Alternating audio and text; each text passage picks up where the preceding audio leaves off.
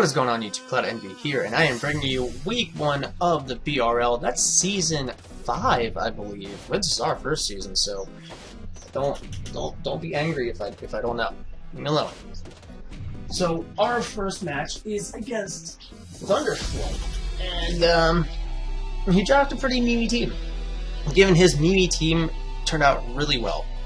You can see just by the description there that he's got Garchomp, Arachnid, Superior, Turtonator, Blaziken, and T-Tar.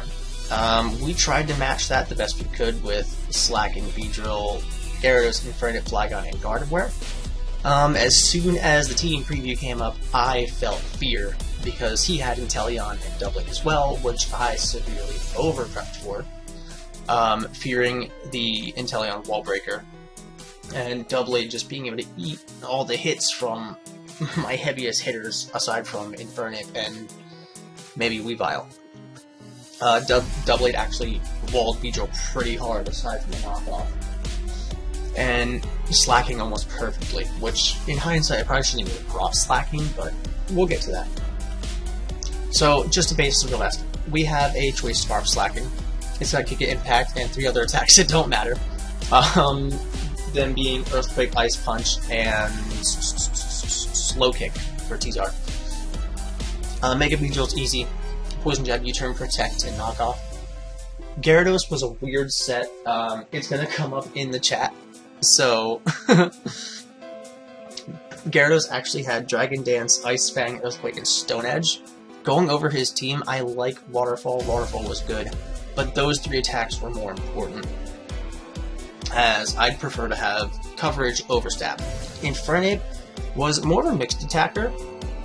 Man, I don't remember the exact set. I had Close Combat, Fire Blast, Thunder Punch, and sure was something else.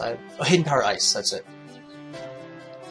Flygon was a last-minute switch. I actually had Cofagrigus in its place, and I didn't feel comfortable with that. So I made my 6, hit a Thunderflight, and I was like, oh crap, I don't have a Thunder.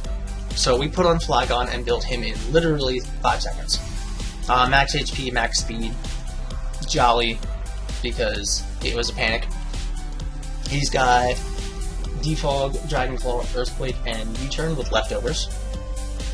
I figure with that we can outspeed a good majority to get the Defog off. He's really just here for the Defog. If it kills something, perfect, awesome, it's a bonus. Flygon's only here to make sure my team can move. And Frank the Gardevoir replacing Credilli because of Inteleon. Credilli has Storm Drain, which was fantastic, but Inteleon learns Ice Beam. So even with Assault Vested Credilli, Ice Beam did a crazy amount. And even Credilli could handle Inteleon 1v1. The obvious thing to do would be to switch out, in which Credilli didn't have much, if at all, for the rest of his team, aside from maybe Toxic. Now, we could Toxic Trap, but depending on what he switched into, it was going to be advantageous against a Credilli built specifically to take hits from Inteleon. So Gardevoir, I felt like, was a much better option for this game. But yeah, let's jump into this. Oh, Gardevoir's Assault Vest. That's important. Because I also had to have something that could switch into Inteleon. Yeah, to be honest, Assault Vest Gardevoir did better than Credilli. So, yeah, let's start this off.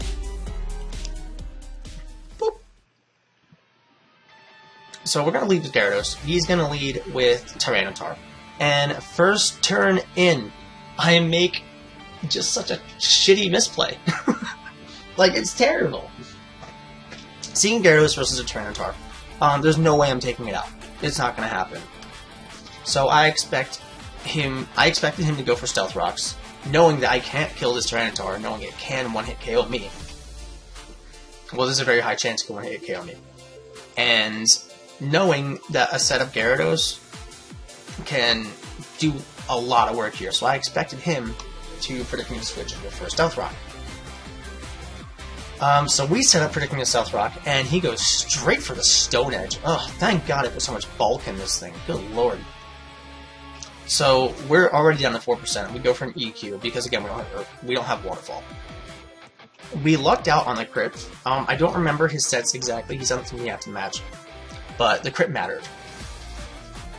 So that's a 1-for-1. I'm not unhappy about that, but we're going to go into King Louis as he goes into Ragnarok. This is a clear shot for me to go into a Giga Impact because he did not bring Doublade.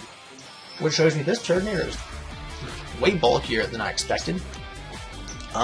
We can't do anything about this because he can just rest up, which was a great spec on his part. So King Louis got to recharge. We're going to go into use Gardevoir because it's really the only thing I have for this Turtonator. And luckily, we can't be critted now, so that doesn't really matter. I don't know what his set is. I just know that he had Rest and Sleep Talk. So he's going to get up on out as we can go for a safe Moonblast. Doing more damage to Arachnid than I expected, but I'm not unhappy about it. It gives us the ability to go into another one. If we spam Moonblast here, we can easily fake that we are a Scarf set, because he can check the damage and know that it's not Specs. He does get the webs up, which sucks, but he's going to go into Blaziken as well, meaning we have to get out of there. And I figured Beedrill was a safe bet, as the U-turn felt predictable on this part, which it was a good play for him.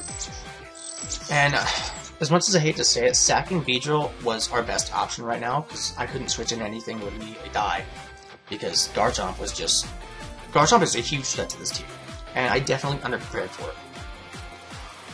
So he made another great play here and Protect on Garchomp, knowing that we're going to bring Slaking.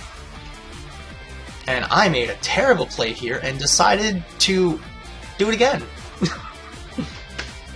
So after we're done loafing around, he protects again as we try to Giga Impact again.